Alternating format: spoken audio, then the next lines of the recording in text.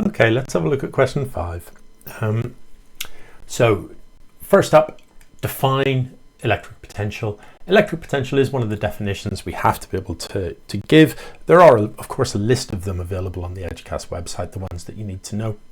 And this one comes up commonly enough. So remember that, you know, the concept of potential in the case of electrical potential, it's basically potential energy per unit charge. And the concept of potential energy due to a field is about how much work is done to move an object from infinitely far away to some point in that field. We choose infinitely far to be the point that has zero energy because of the relationship between distance and electrical force, because that's a reciprocal relationship, or a 1/r². At infinity is the point where there's no force acting on a charge. So that's the most sensible place to choose to treat as having a potential energy of absolutely zero. So for our definition here, it's only a single mark. We need to talk about work done. And remembering that potential rather than potential energy is work done per unit charge. So potential energy would be the work done to move a charge from infinity to a point. This is the work done per unit charge.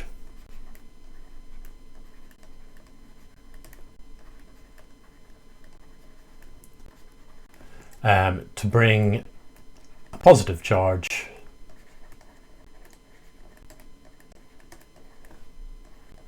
from infinity to that point.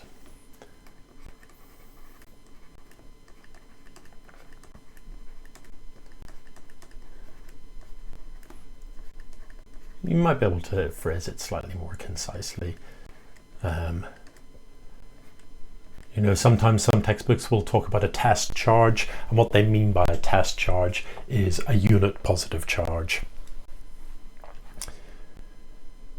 Okay, part B, we're given a graph of potential in megavolts against distance from some positive point charge given in centimeters. Always check those units when you're presented with a graph. Yeah, and as we expect, it's a 1/r curve. Don't forget that the equation, you know, for potential, for electrical potential looks like this. And this is very much the shape of the graph that we're looking at, so that's all good. Use the graph to calculate the charge Q.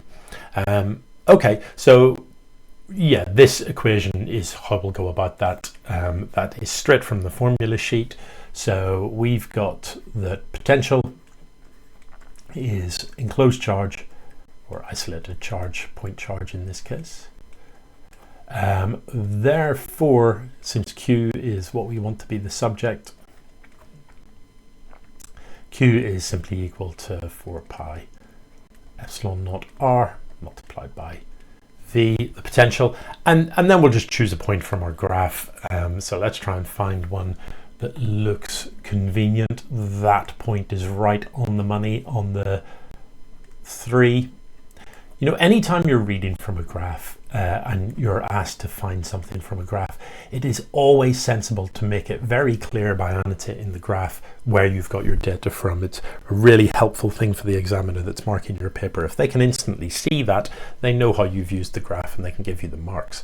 If it's ambiguous where your data's come from, then maybe you're getting the marks, but you know, it's better to be absolutely clear. So from graph, V equals 3 megavolts when R equals 3 centimeters. That's supposed to be a V, not a U. So substitute, and again, you know, in terms of exam technique, I would always recommend actually writing out your substitution. You've got the equation that you've rearranged, and you might feel very comfortable with putting that in your calculator and just simply writing down an answer. And to be honest, you know, in this example, if the answer that you put, having done that, is the correct answer, then yes, you are getting all the marks. If, however, that answer that you put, maybe you fat finger it on the calculator, something goes astray for you, then you're not getting the marks for your working because you haven't actually done the substitution. So often mark schemes will say 1 mark for the substitution, which can be awarded by implication, and 1 mark for the correct answer.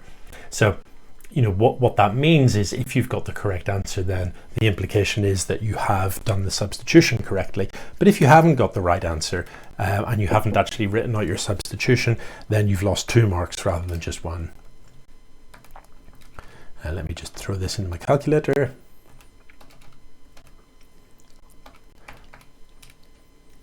Uh, 1.00 times 10 to the minus 5 coulombs. So yeah, this is another really good example where it's so important to just check the units that you're being given on the graph. In this case, it was megavolts and centimeters. Don't just assume that your units are going to be in meters and volts. Okay, calculate the work done to move a charge from 4 microcoulombs from 9 centimeters to 2 centimeters from the point charge. So we know what the point charge is. We could use the formula, but probably easier and more sensible to simply read off from the graph what the potentials are at those 2 distances. So 9 centimeters and 2 centimeters. So 9 centimeters we are at 1, and at 2 centimeters that looks suspiciously like 4.5, doesn't it? I mean, I generally would suggest you read to the nearest minor grid line. Don't worry about splitting. But in this case, when it's so clearly right between the 2, I think 4.5 is the sensible thing to read there. So in terms of our calculation, work done is equal to potential difference times charge. So potential difference, the change in potential here from the graph, is 4.5 is where we end up, minus 1 is where we start. These are in megavolts, so times 10 to the 6 volts.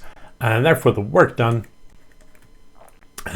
is Q delta V. So 4 times 10 to the minus 6 multiplied by, this is 3.5. Times 10 to the 6, and our 10 to the 6, 10 to the minus 6 is going to disappear and give me 14 joules.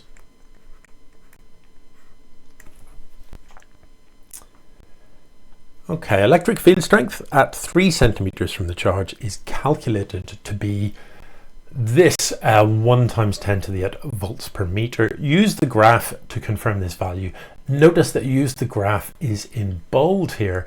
So you could look at the formula sheet and you could find this expression Q over 4 pi epsilon naught r squared, and you could plug in the numbers to get this, and you would not get the marks because we have been told in no uncertain terms to use the graph. So what we need to remember here, we have a graph of potential against distance, and field strength is the gradient. It's actually the negative of the gradient of such a graph.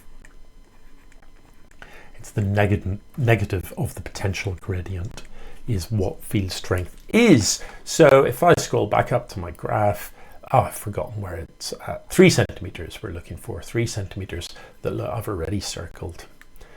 So we just want to draw on a tangent at this point. I'm going to need the ruler. Let's see.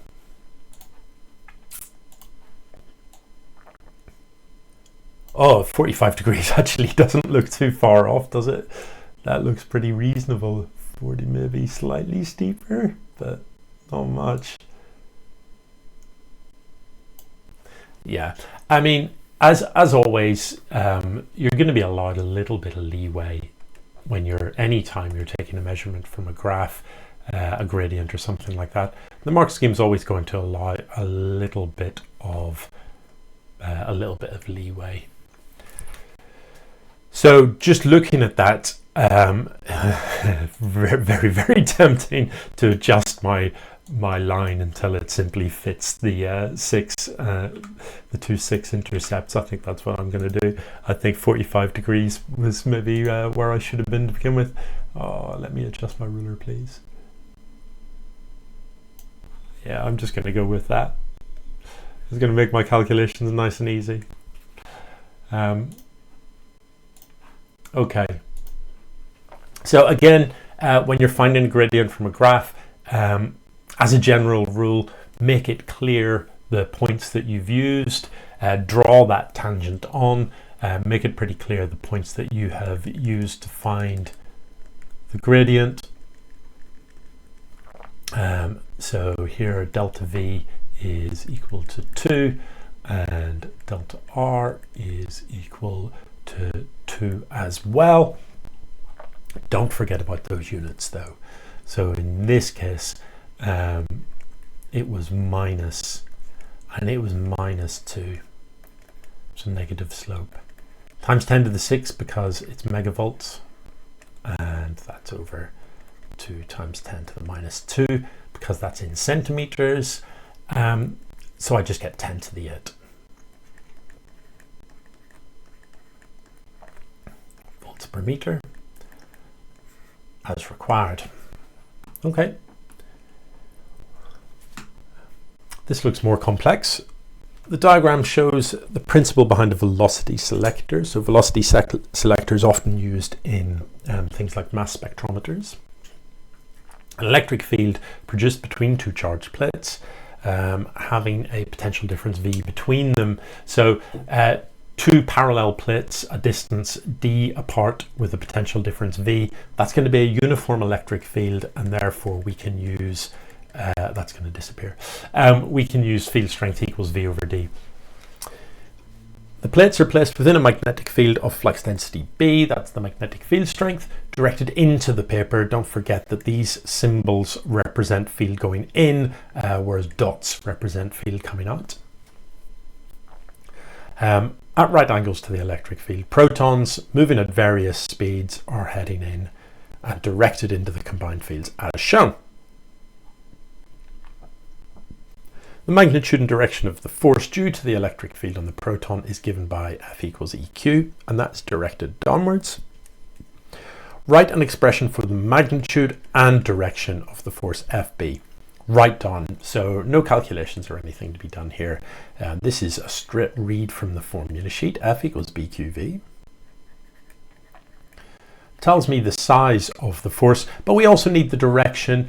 Now normally you would be talking about doing Fleming's left-hand rule and that sort of thing, but knowing the setup here, we know that these protons, this is a velocity selector, so what we want to happen is that the magnetic force balances the electric force, and since the electric force is downwards, the magnetic force must be upwards for those to balance. If you're not feeling confident about the velocity selector and what the idea behind it is, then you could of course do Fleming's left-hand rule, remembering that protons moving to the right represent a current to the right, so you can do your FBI and get the same result. Protons will travel in a straight line when the two forces are equal to each other. So we've got the electric force pushing downwards, the magnetic force pushing upwards. If those are equal, the protons move in a straight line, balanced forces. Show that under these conditions, the speed can be given by this. So we've been led through this pretty reasonably, I think. That's what it's told us. Therefore, electric field strength times Q must be equal to BQV. Those Q's will cancel, but electric field strength is given by V, capital V, for potential difference over D, so I can sub that in.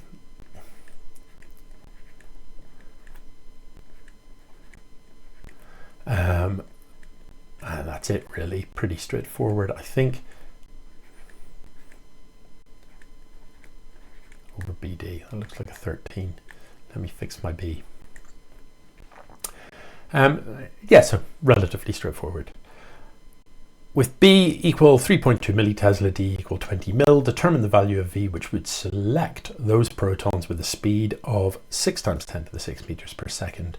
So this is basically put numbers into the equation, but it's V, capital V, the potential difference that we're aiming to find.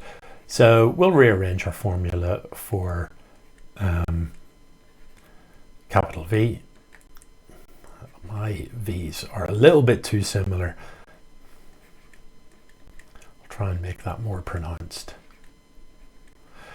Do be careful with the units. Always note these are millimeters, these are millitesla.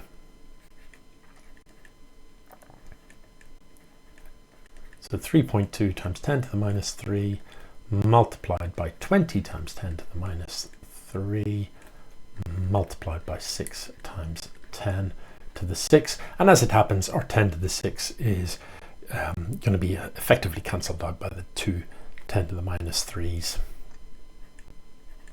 So I'm going to have 64 times 6. I feel like I might have been able to do that in my head, but I've got a calculator right here, so why risk it? 384 volts. Describe and explain. So, you know, the and there is crucial. There's 2 marks here. There's going to be one for the description, one for the explanation, you would think. Describe and explain the motion of a proton traveling at less than this speed. So if we're, you know, if we look at how we've got to this expression, we're suggesting that we're balancing the electric force with the magnetic force. The electric force does not depend on speed. It is a constant and it is acting downwards.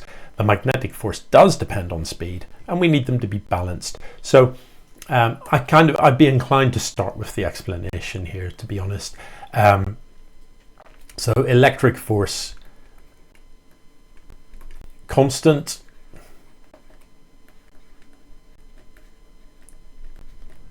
but magnetic force is reduced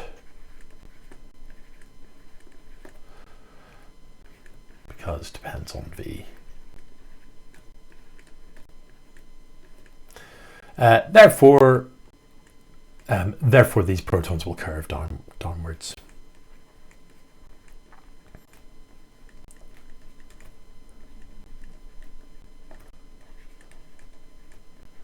It's only a 2-mark question. I don't think we need to get too carried away about the nature of that downwards curve. I think, to be honest, now that I think about it, it's actually pretty complex because it's got that constant electric force downward, and then it's got that the magnetic force will change direction as they start to curve. So I wouldn't fancy trying to actually describe the nature of that curve. I don't think it wouldn't be a parabola, and it wouldn't be circular either.